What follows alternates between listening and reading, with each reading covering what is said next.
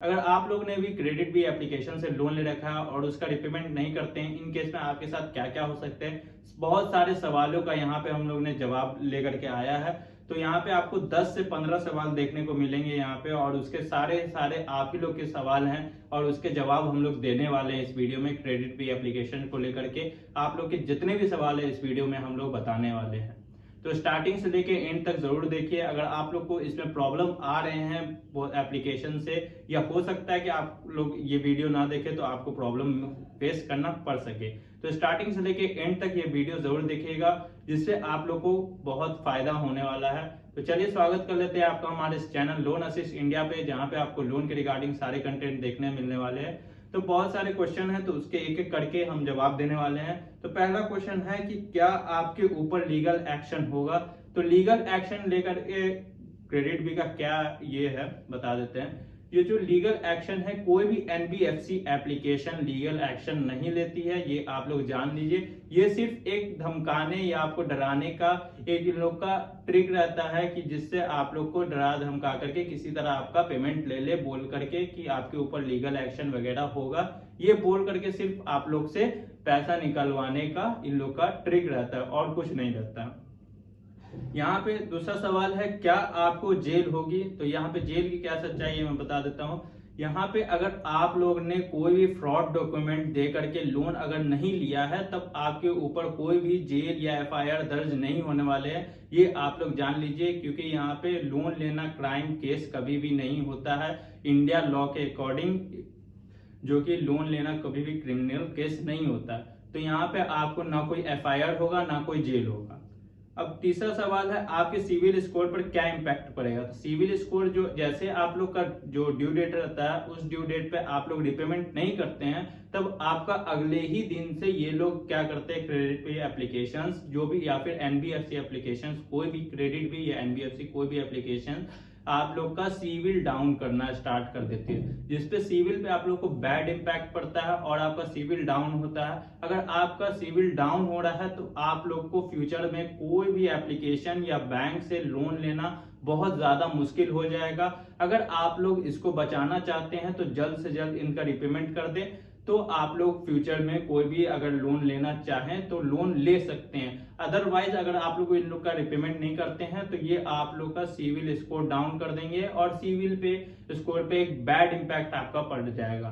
तो ये सिविल को लेकर के ये लोग करते हैं, सबसे ज्यादा यही क्वेश्चन रहता है। और सबसे ज्यादा क्वेश्चन रहता है, रिकवरी एजेंट घर आएंगे। तो यहाँ पे रिकवरी एजेंट किसके घर ज्यादा आ सकते हैं वो मैं बता देता हूँ। अगर आपका अमाउंट 5000 के ऊपर है, तब आपके घर रिकवरी एजेंट आ सकते हैं। और किसके घर आएंगे वो बता देता हूँ। जिसका घर अगर शहर में है, जैसे आप लोग का आधार कार्ड पे जो लोकेशन है, या फिर आप लोग ने जो लोकेशन बताया होगा उनका, वो अगर शहर में है तो 99% चांस है कि रिकवरी एजेंट आपके घर आएंगे। और यहाँ पे 100% चांस ये भी है कि नहीं आएंगे। उनका किसके यहाँ नहीं आएंगे, जिनका घर शहर छोड़ करके गांव में है, विलेज में है, तो उनके यहाँ बहुत 100% चांस है कि वहां रिकवरी एजेंट नहीं आएंगे।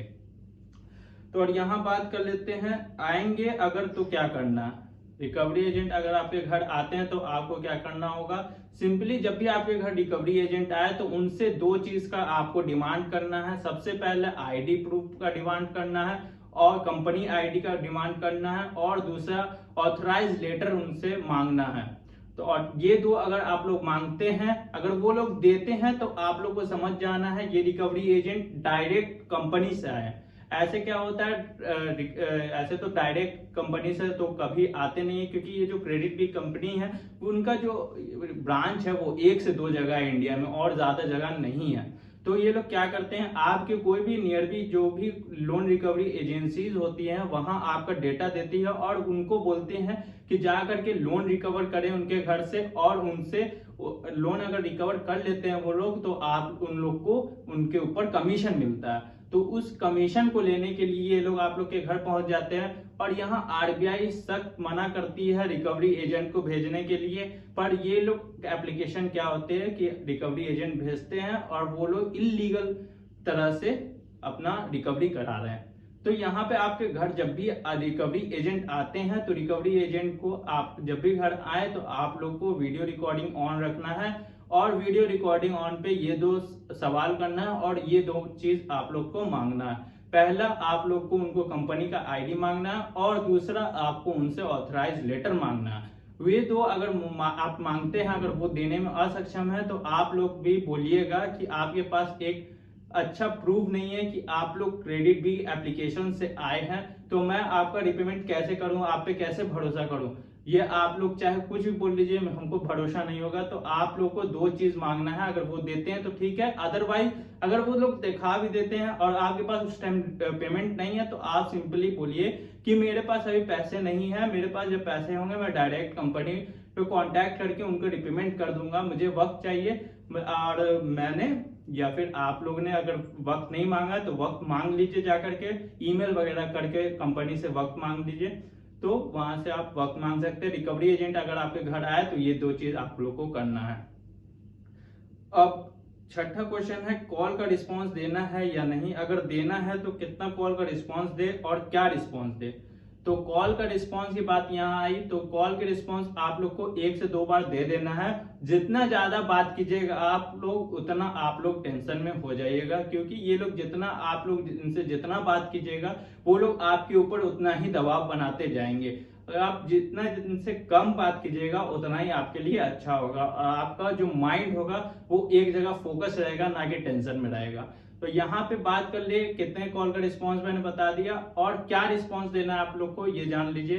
तो सबसे पहले आप लोग को जब भी इनसे कॉल कीजिए या कांटेक्ट कीजिए तो आप लोग को कॉल रिकॉर्डिंग ऑन रखना है। कॉल रिकॉर्डिंग ऑन करके इनसे आप लोग सिंपली 1 से 2 बार जब कॉल रिसीव करें आप लोग या फिर आप कॉल करें तो आप लोग को बोलना है कि मेरे पास अभी पैसे नहीं है मेरे, और आपका जो प्रॉब्लम है वो डिस्कस कीजिए उनसे उनको बोलिए और कितना आपको वक्त चाहिए वो बताइए।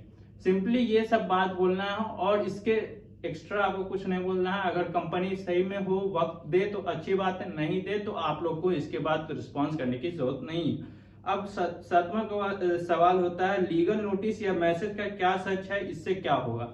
लीगल नोटिस और या फिर मैसेज आप लोग को आता है लीगल नोटिस दिखा करके कि आप लोग ने लोन रिपेमेंट नहीं किया है, आपके ऊपर जल्द से जल्द लीगल एक्शन लिया जाएगा या लीगल एक्शन ले लिया गया है। तो ये सब सारी गलत बातें हैं, कोई भी आपके ऊपर लीगल एक्शन वगैरह नहीं लिया गया है या फिर नहीं लिया जाएगा। इसके लिए आप लोग निश्चिंत हो जाए, आप लोग को डरने की जरूरत नहीं है। अब बात कर लेते हैं यहाँ पे पेनल्टी अमाउंट कम कैसे करवाएं। अगर आप लोग को रिपेमेंट करना है और पेनल्टी अमाउंट कम करवाना है तो उस केस में आपको सिर्फ और सिर्फ कंपनी से कांटेक्ट करके उनसे बात करना होगा और यहाँ पे उनसे बोलना होगा कि आप मेरा पेनल्टी अमाउंट वेवियर कीजिए, मतलब कम कीजिए, तो आप लोग का मैं रिपेमेंट कर दूंगा। आपका जितना से कम हो सके पेनल्टी अमाउंट कर दीजिए, क्योंकि मेरे पास उतने पैसे नहीं है कि मैं आपको डबल पेमेंट करूं। क्योंकि यहाँ पे पेनल्टी अमाउंट इतना ज्यादा लोग कर देते हैं, जैसे आपका 10,000 का लोन है तो 20,000 कर देते हैं। तो जाहिर सी बात है कोई भी 10 का 20 ना देना चाहेगा। क्या होगा, 10 का 11 दे दे, मैक्सिमम 12 दे दे, वो ज्यादा हो जाता है। बस 10 का 20 कोई देना नहीं चाहता है। आप सीधा कंपनी में कांटेक्ट कीजिए और उनसे रिक्वेस्ट कीजिए। 1-2 बार कीजिएगा, हो सकता है नहीं माने, 3-4 बार कीजिए, हो जाएगा। अब यहाँ बात कर लेते हैं एफआईआर की धमकी देते हैं तो क्या करें। एफआईआर या कोर्ट, ये 2 क्वेश्चन रहता है। ये जो लास्ट सवाल है हम लोग का उसका जवाब दे देते हैं। एफआईआर या कोर्ट केस का ये लोग जब अगर धमकी दे तो उस केस में आप लोग को क्या बोलना है। आप लोगों को सिंपली बोलना है कि जाइए आप केस कर दीजिए या एफआईआर कर दीजिए। और ये कभी भी एफआईआर का तो मैंने स्टार्टिंग में आपको बताया दिया कि आपके ऊपर कोई भी एफआईआर दर्ज नहीं होने वाला है। तो ये लोग अगर धमकी देते हैं तो सीधा बोल दीजिए कि आप जाकर के एफआईआर कर दीजिए। ये कभी भी आपका एफआईआर नहीं करने वाला है आपके ऊपर। और कोर्ट केस की बात हुई तो कोर्ट केस ये लोग कर सकते हैं। इन लोगों के पास ये ऑथराइज रहता है कि जाकर के वो लोग केस कर सके, पर ये लोग केस नहीं करते हैं क्योंकि आज तक किसी भी एनबीएफसी एप्लीकेशन ने आज तक कोई भी कोर्ट केस नहीं किया है। वो लोग जानते हैं 10-20 हजार के लिए क्यों कोर्ट में जाएं, और अगर वो लोग कोर्ट में जाते हैं तो साथों साथ टाइम और पैसे दोनों बर्बाद होंगे। तो इसमें आप लोग को डरने की जरूरत नहीं है। अगर आपका अमाउंट ज्यादा भी है, 1 लाख 2 लाख इससे अंदर है, तब ये लोग कभी भी कोर्ट वगैरह में नहीं जाने वाले। ऐसे तो 5 लाख भी रहता है तो नहीं जाते हैं। ये लोग जानते हैं कि ज्यादा अमाउंट होता है, तो ये लोग अगर ज्यादा भी अमाउंट होता है 5 लाख 6 लाख रुपया, तभी भी ये लोग जाते हैं तो सेटलमेंट कराने जाते हैं, कोई भी केस वगैरह नहीं कराने जाते हैं। तो ये सारे जितने भी क्वेश्चन थे उसके जवाब दिया हमने आपको। अगर आपको फिर भी कोई प्रॉब्लम आ रहा हो तो प्रॉब्लम का जो सॉल्यूशन होगा आपको इसी चैनल पे मिल जाएगा। तो कैसे करना है, आपको क्या करना है, कमेंट आकर के बताना है कमेंट में। और टेलीग्राम का चैनल आपको डिस्क्रिप्शन में मिल जाएगा, वहां से जाके आप टेलीग्राम पे भी आकर के कांटेक्ट कर सकते हैं हम लोग पे। तो ये सारे जितने भी क्वेश्चन थे हम लोग ने बताया। अगर आपको वीडियो पसंद आया तो वीडियो लाइक कर दीजिएगा और चैनल को सब्सक्राइब कर दीजिएगा।